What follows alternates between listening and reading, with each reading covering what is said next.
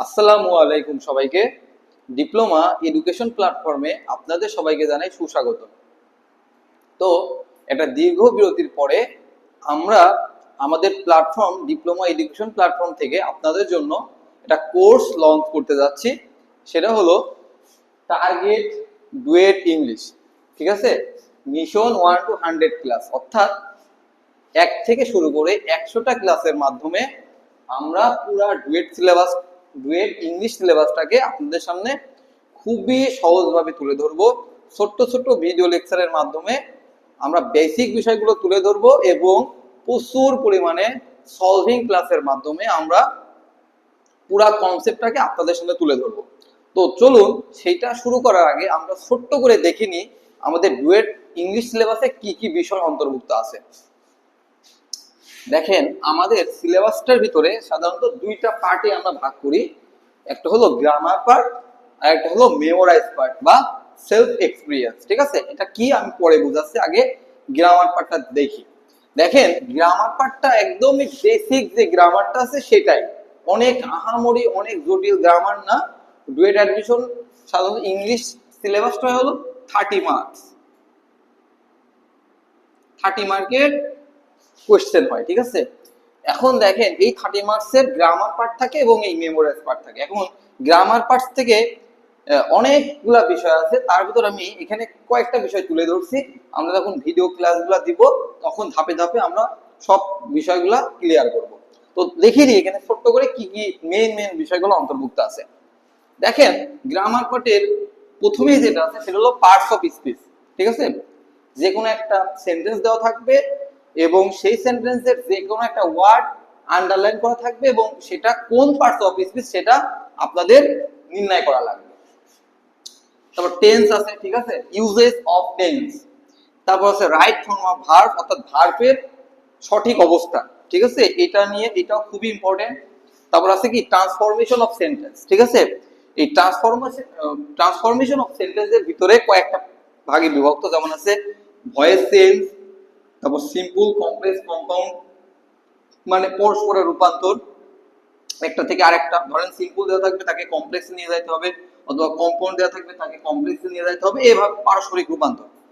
তারপর একটা আছে চেঞ্জিং ডিগ্রি, ডিগ্রি চেঞ্জ। ঠিক আছে, positive degree, superlative degree, comparative degree, এই ডিগ্রিগুলো সাধারণত এখানে থাকে। একটা আছে অ্যাফার্মেটিভ টু নেগেটিভ, একটা হ্যাঁ বোধক বাক্যকে না বোধক বাক্যে রূপান্তর করা এবং না বোধক বাক্যকে হ্যাঁ বোধক বাক্যে রূপান্তর করা। এই বিষয়গুলো সাধারণত ট্রান্সফরমেশন অফ সেন্টেন্সের ভিতরে থাকে। এবার আরেকটা খুবই মোস্ট ইম্পর্টেন্ট একটা বিষয়, সেটা হলো কারেকশন অফ ইরর। এটা আপনার একটা প্যাসেজ দেওয়া থাকতে পারে কিংবা একটা সেন্টেন্স দেওয়া থাকতে পারে এবং সেই সেন্টেন্সের কোথায় ভুল আছে সেটা আপনাকে আইডেন্টিফাই করতে হবে এবং ওই সঠিক অ্যান্সারটা লিখতে হবে। এটা সাধারণত সমস্ত গ্রামার পার্ট যখন আপনার কমপ্লিট হবে তখন আপনি একাই বুঝতে পারবেন যে একটা সেন্টেন্সের ইররটা কোথায়। সেগুলো আমরা প্রত্যেকটা বিষয় আমরা ক্লিয়ার করব। তারপর আছে অ্যাপ্রোপ্রিয়েট প্রিপোজিশন। ঠিক আছে, প্রিপোজিশনের সঠিক ব্যবহার, কোন অবস্থানে কোন প্রিপোজিশনটা বসবে সেটা নির্ণয় করতে হবে এখানে। এটা আছে সাবজেক্ট ভার্ব এগ্রিগেট। ঠিক আছে, সাবজেক্টের সাথে ভার্বের যে সম্পর্কটা মেনে চলে সেই রিলেটেড যেই গ্রামারটা আছে সেটা এখানে কাজ করবে। এবং ডট ডট দিয়ে দেখেন আমি লিখছি মোর, আরো অনেকগুলো আছে যেগুলো আমি এখানে ডিটেইলস লিখি নাই, সেগুলো আমরা এই ক্লাসে ভিডিও ক্লাসে আমরা সেগুলো প্রকাশ করব। আসেন এবং মেমোরাইজ পার্টের ভিতর আমাদের কি কি আছে দেখেন। মেমোরাইজ বা সেলফ এক্সপিরিয়েন্স, মেমোরাইজ কেন বলছি, এর একটা পার্ট হলো প্রভাব। ঠিক আছে, অর্থাৎ বাংলার যে প্রবাদ বাক্যগুলো আছে সেগুলা তো আপনি নর্মাল নিয়মে তো আর মানে ট্রান্সলেট করতে পারবেন না, সেগুলো আপনার মুখস্থ করতে হবে আর, বুঝছেন? তো এটা হলো সেই প্রভাব, এই জন্য আমি এখানে মেমোরাইজ পার্ট দিছি। ঠিক আছে, আর একটা আছে পার্ট আছে ট্রান্সলেশন। এখানে সাধারণত ইংলিশ থেকে বাংলা করতে হবে অথবা বাংলা থেকে ইংলিশ করতে হবে, ভাইস ভার্সা। ঠিক আছে, একটা থেকে আরেকটা অথবা পারস্পরিক আর কি, বাংলা থেকে ইংলিশ করা লাগতে পারে অথবা ইংলিশ থেকে বাংলা করা লাগতে পারে। ঠিক আছে, আরেকটা আছে ইডিয়ম এন্ড ফ্রেজ, অর্থাৎ বাংলায় আমরা যাকে কি বলি বাগধারা বলি, বাংলায় কি বলি বাগধারা বলি।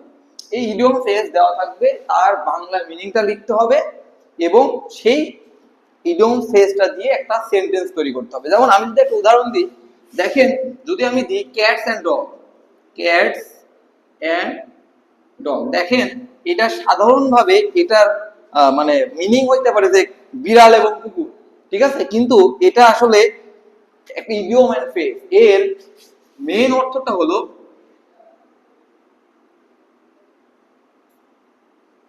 মুষলধারে বৃষ্টিপাত।